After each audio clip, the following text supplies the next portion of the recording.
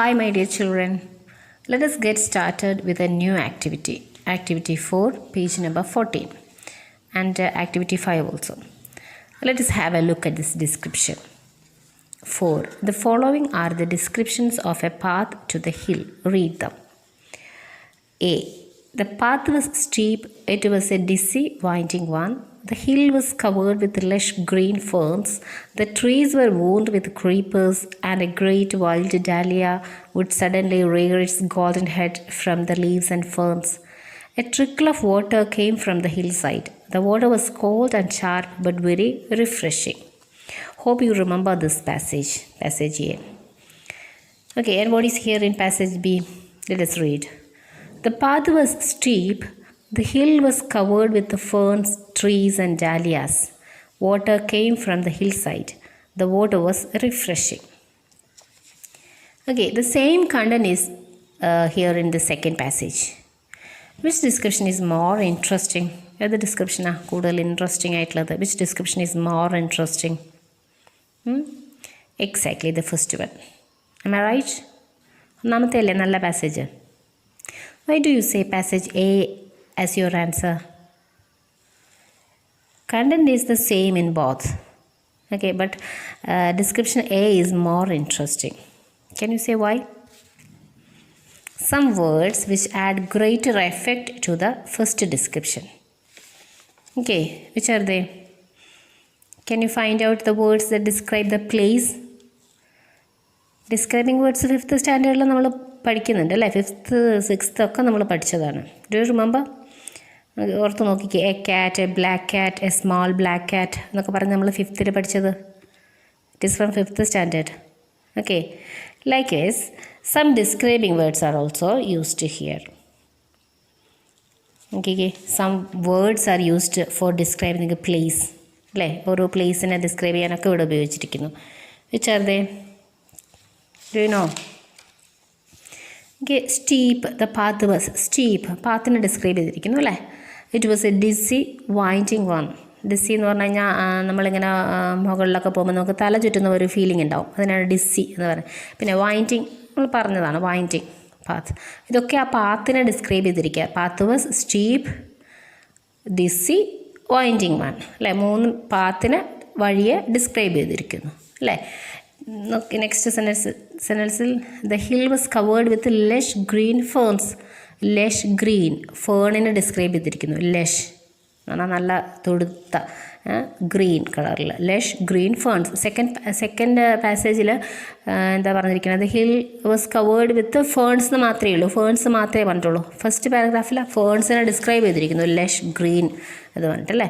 The trees were wound with creepers. Okay, trees മാത്രമേ ഉള്ളൂ ഇപ്പുറത്ത്. ട്രീസ് ആൻഡ് ഡാലിയാസ് എന്നേ ഉള്ളൂ.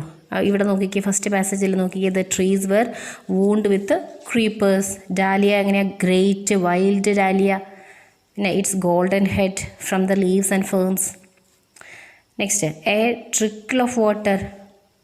ട്രിക്കിൾ ഓഫ് വാട്ടർ എന്ന് പറഞ്ഞാൽ ഇങ്ങനെ വെള്ളം ഒലിച്ചിറങ്ങുന്നത്, ചെറുതായി ഒലിച്ച് വരുന്ന വെള്ളത്തിനാണ് ട്രിക്കിൾ ഓഫ് വാട്ടർ എന്ന് പറയുന്നത്. പാസേജ് സെക്കൻഡിൽ water came from the hill side എന്ന് മാത്രമേ കൊടുത്തിട്ടുള്ളൂ. പിന്നെ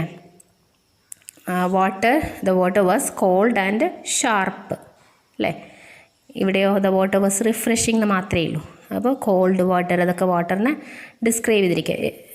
ഇതൊക്കെ കൂടുതലൊരു എഫക്റ്റ് കിട്ടാൻ വേണ്ടിയിട്ട് യൂസ് ചെയ്തിരിക്കുന്നു. Okay, why do we use all these words in this description? These words add greater effect to the description. Description വായിക്കുമ്പോൾ നല്ല ഭംഗി കിട്ടണമെങ്കിൽ കുറച്ച് ഗ്രേറ്റർ എഫക്റ്റ് കിട്ടുന്ന വേർഡ്സ് യൂസ് ചെയ്യണം. ഓക്കെ, അതാണ് അപ്പം നമ്മുടെ 4th ആക്ടിവിറ്റി. ആൻസറൊക്കെ മനസ്സിലായല്ലോ? What is the 5th one? Imagine that after several years, the boy visits the place again. He notices that the place has changed a lot. It has become a tourist spot now. What could be the changes? Describe it in your own words. നിങ്ങളുടേതായ സെൻറ്റൻസിൽ ഒരു description എഴുതണം അല്ലേ? After several years, the boy visits the same place, maybe after 20 years or after a long time. The place has changed a lot. Now it's a tourist spot. ഇപ്പോൾ അതെന്താണ്? Now it's a tourist spot.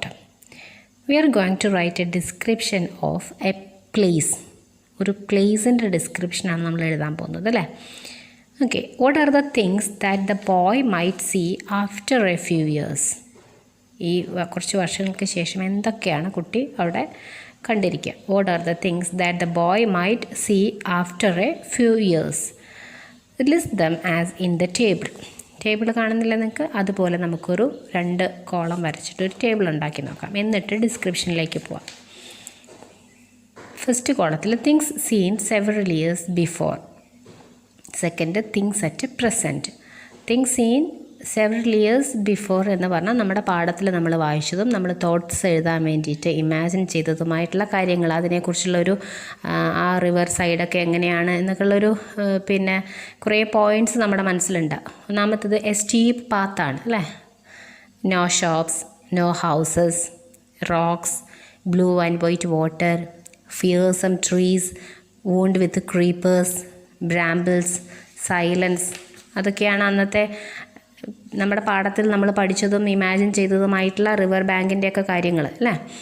ഇനി things at present, അതായത് after several years the boy visits the same place. അപ്പോൾ കണ്ട കാര്യങ്ങൾ അതും നമ്മുടെ ഇമാജിനേഷനിൽ കൊണ്ടുവന്നിട്ട് വേണം എഴുതാനായിട്ട്. വെൽ ടാർഡ് റോഡ്സ് ആയിരിക്കാം അല്ലേ. സ്റ്റീപ്പ് പാത്ത് ഇപ്പോൾ വെൽ ടാർഡ് റോഡ്സ് ആയിട്ടുണ്ടാവാം. നോ ഷോപ്സ്, നോ ഹൗസസ് ഒക്കെ ഇപ്പോഴോ അതുപോലെയാണോ. A number of shops and restaurants, a number of resorts. Resorts എന്ന് പറഞ്ഞാൽ ആൾക്കാർ താമസിക്കാനൊക്കെയുള്ള സ്ഥലങ്ങൾ, ഹോട്ടലുകളും പിന്നെ താമസ സൗകര്യങ്ങളും ഒക്കെ ഉള്ളതാണ് resorts. A number of resorts, a well kept garden with benches, many tourist, security guards, wooden fence around the waterfall area, many stone sculptures. Stone sculptures എന്ന് പറഞ്ഞാൽ ശില്പങ്ങൾ, കല്ലിൽ കൊത്തിയ ശില്പങ്ങൾ ഉണ്ടാവാം. Paintings on rocks, loud sounds of children, talks of adults, many swings under the trees. Swings എന്ന് പറഞ്ഞാൽ ഊഞ്ഞാലുകൾ.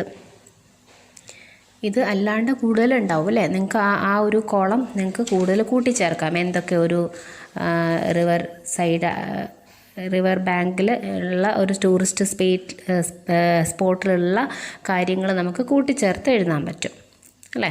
അപ്പോൾ അതൊക്കെ ഒന്ന് ഈ തിങ്സ് അറ്റ് പ്രസൻറ്റ് എന്നുള്ളതിൽ കൂട്ടിച്ചേർത്തതിന് ശേഷം ഒരു ഡിസ്ക്രിപ്ഷൻ എഴുതാനായിട്ട് പോവുകയാണ് നമ്മൾ. അപ്പോൾ ഡിസ്ക്രിപ്ഷൻ എഴുതണമെങ്കിൽ ഡിസ്ക്രൈബിങ് വേർഡ്സും വേണം അല്ലേ. ഒരു പ്ലേസിനെ ഡിസ്ക്രൈബ് ചെയ്യാനായിട്ടുള്ള കുറച്ച് വേർഡ്സും കൂടെ നമുക്ക് വേണം. അതും കൂടി നോക്കാം. എല്ലാം സിമ്പിൾ വേർഡ്സ് അല്ലേ. ഹ്യൂമിഡ് എന്നുള്ളത് അറിയാലോ അർത്ഥം, ഈർപ്പം നിറഞ്ഞ എന്നൊക്കെയുള്ള. സ്പെക്ടാക്കുലർ, കാഴ്ചയ്ക്ക് പകിട്ടേറിയ ആണ് അതിൻ്റെ മീനിങ്. ദെൻ വിൻഡി, കാറ്റൊക്കെ അടിക്കുന്ന സ്ഥലത്തെയാണ് വിൻഡി പ്ലേസ് എന്ന് പറയുന്നത്. അപ്പോൾ ഇതിലെ എല്ലാ വേർഡ്സും യൂസ് ചെയ്യാനല്ല പറഞ്ഞാൽ you can make use of some words. നിങ്ങൾക്ക് പ്രോപ്പറെന്ന് തോന്നുന്ന വേർഡ്സ് അവിടെ യൂസ് ചെയ്യാം.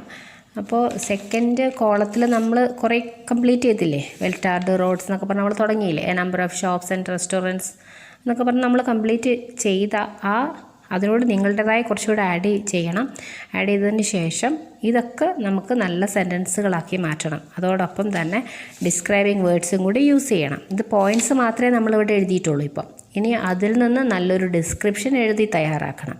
അപ്പോൾ നമ്മൾ പിന്നെ കുറച്ചും കൂടി കാര്യങ്ങൾ അവിടെ ആഡ് ചെയ്തിട്ട് നല്ലൊരു ഡിസ്ക്രിപ്ഷൻ, ഈ പോയിൻറ്റ്സ് എല്ലാം ഉൾക്കൊള്ളിച്ചുകൊണ്ട് നല്ലൊരു ഡിസ്ക്രിപ്ഷൻ തയ്യാറാക്കണം. ഓക്കെ.